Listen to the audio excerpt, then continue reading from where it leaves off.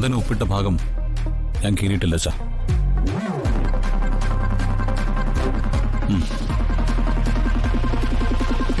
അച്ഛൻ നിന്ന കടലാസിൽ വന്ദനയുടെ കയ്യൊപ്പുണ്ട്. ഞാൻ വാക്ക് പാലിച്ചിട്ടുണ്ട്. ഇനി വന്ദനയെ മോചിപ്പിക്കാന്നുള്ള അച്ഛന്റെ വാക്ക് അച്ഛൻ മനസ്സുണ്ടെങ്കിൽ പാലിച്ചാൽ മതി.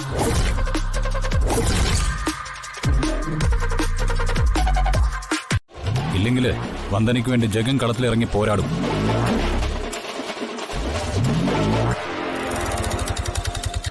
ഞാൻ താലികെട്ട പെണ്ണാവള്.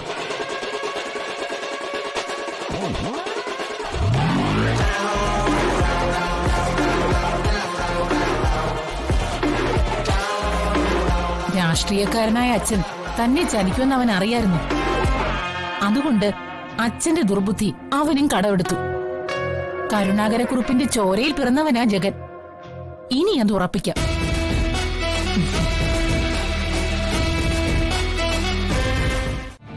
വണ്ടിക്കല്ല, മാധവൻ നായരുടെ രീതികൾക്കാ കംപ്ലൈന്റ്.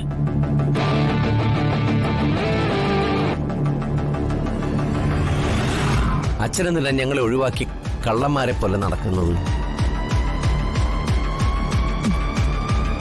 സ്വന്തം സഹോദരി ചതിയിൽപ്പെട്ട് ലോക്കപ്പിൽ കിടക്കുമ്പോ കള്ളന്മാരെ പോലെ മുങ്ങി നടക്കുന്നത് നിങ്ങളല്ലേ?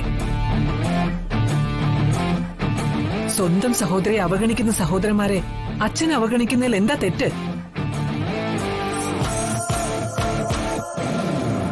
അവഗണിച്ചില്ലെങ്കിലാ തെറ്റ്. ഞങ്ങള് ജയിലിൽ പോയി അവളെ കണ്ടിട്ടാ വരുന്നത്. നിങ്ങൾ പോയി കണ്ടോ? അത് പിന്നെ മയക്കുമരുന്ന് കേസിലെ ശേഷി പ്രതിയായിരിക്കുന്നത്. നാണക്കേട്, പുറത്തിറങ്ങാൻ വയ്യാത്ത സ്ഥിതിയാ. അതാ കാണാൻ പോവാതിരുന്നത്. ഇതിനൊക്കെ കാരണം ജഗന്റെ കയ്യിലിരിപ്പാ. വെറുതെ അതും ഇതും പറഞ്ഞ് വയസ്സായ ഞങ്ങളോട് പ്രശ്നം ഉണ്ടാക്കാൻ വരരുത്. ഞങ്ങളിപ്പോ വല്ലാത്തൊരു മാനസികാവസ്ഥയിലാണ്. നിങ്ങളുടെ ശല്യം കൊണ്ട് പൊറുതി മുട്ടിയപ്പോഴല്ലേ വീട് വിട്ടിറങ്ങിയത്. എന്നിട്ടും പിന്തുടർന്ന് വന്ന് എന്തിനാ ഉപദ്രവിക്കുന്നത്? ഞങ്ങളെ ഞങ്ങളുടെ വഴിക്ക് വിട്ടൂടെ? അങ്ങനെ അവസാന കാലത്ത് പ്രായമായ അച്ഛനമ്മമാരെ അവരവരുടെ വഴിക്ക് ഒളിച്ചോടാൻ വിടുന്നതല്ലല്ലോ മര്യാദ. അതുമല്ല നാട്ടു നടപ്പും. ഞങ്ങളെ മക്കൾക്ക് ചില കടമകളൊക്കെ ഉണ്ട്. ആവത് കെട്ട കാലത്ത് അച്ഛൻ വർക്ക്ഷോപ്പിലൊന്നും പണിയെടുക്കണ്ട.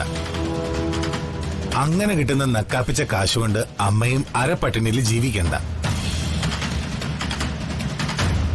നിങ്ങളെ വീട്ടിലേക്ക് തിരിച്ചു കൊണ്ടുപോകാനാ ഞങ്ങൾ വന്നത്. വാ, നമുക്ക് വീട്ടിൽ പോ.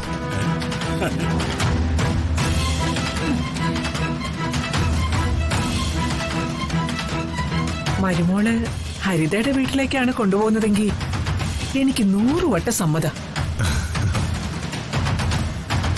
അവിടെ കഴിഞ്ഞപ്പോഴല്ലേ ജീവിത സുഖം എന്താണെന്ന് ഞാൻ അറിഞ്ഞത്. എന്റെ മരുമോൾ എന്നെ സ്നേഹിച്ച് സ്നേഹിച്ച് ശ്വാസം മുട്ടിച്ച് കളഞ്ഞില്ലേ?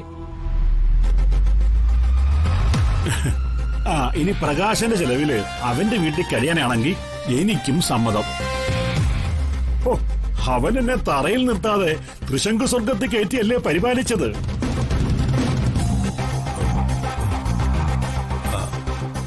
അങ്ങനെ നിങ്ങളെ വേർപിരിച്ചു നിർത്തി ഒരുപാട് ദ്രോഹിച്ചിട്ടുണ്ട് ഞങ്ങള്. അത് സമ്മതിക്കുന്നു. അച്ഛാ, അമ്മേ, ഇനി അങ്ങനെയൊന്നും ഉണ്ടാവില്ല. ഇനി നിങ്ങൾ ഒന്നിച്ച് താമസിക്കുന്നത് പ്രകാശന്റെ വീട്ടിലായിരിക്കും. അവിടത്തെ ഗൃഹനാഥ സുചിത്രയാണല്ലോ. അവള് നിങ്ങളെ ഒരു തരത്തിലും ഉപദ്രവിക്കില്ലാന്ന് നിങ്ങൾക്ക് രണ്ടുപേർക്കും വിശ്വാസമുണ്ടല്ലോ.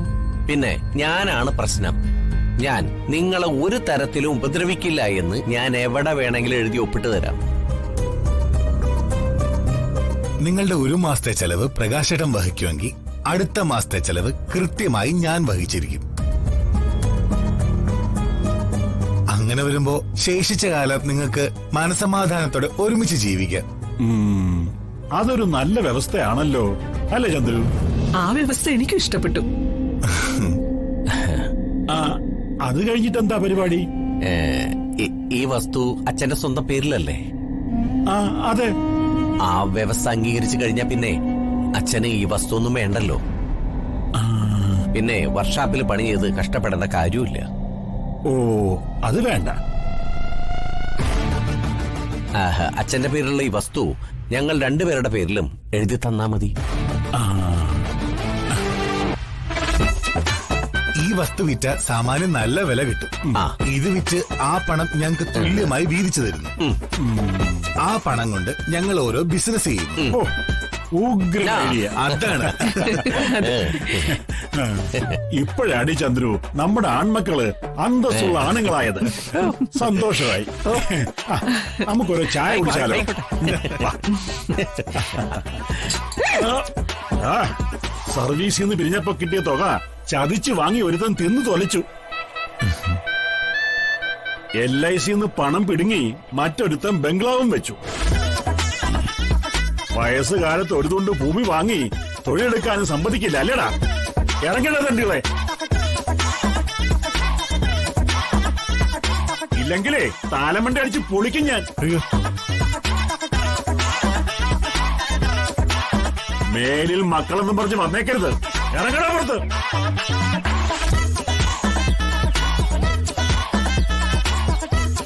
ഇതുകൊണ്ടൊന്നും അവസാനിച്ചു എന്ന് കരുതണ്ട. ഞങ്ങൾക്ക് അവകാശമുള്ള ഭൂമി ഞങ്ങൾ നേടിയിരിക്കും. പിന്നെ നേടും. ഇറങ്ങടാ. ഈ വർക്ക്ഷോപ്പ് ഇവിടെ വാഴാൻ പോകുന്നില്ല. സൂക്ഷിച്ചോ. മനോജായി പറയുന്ന. ഓടാ. വാടാ.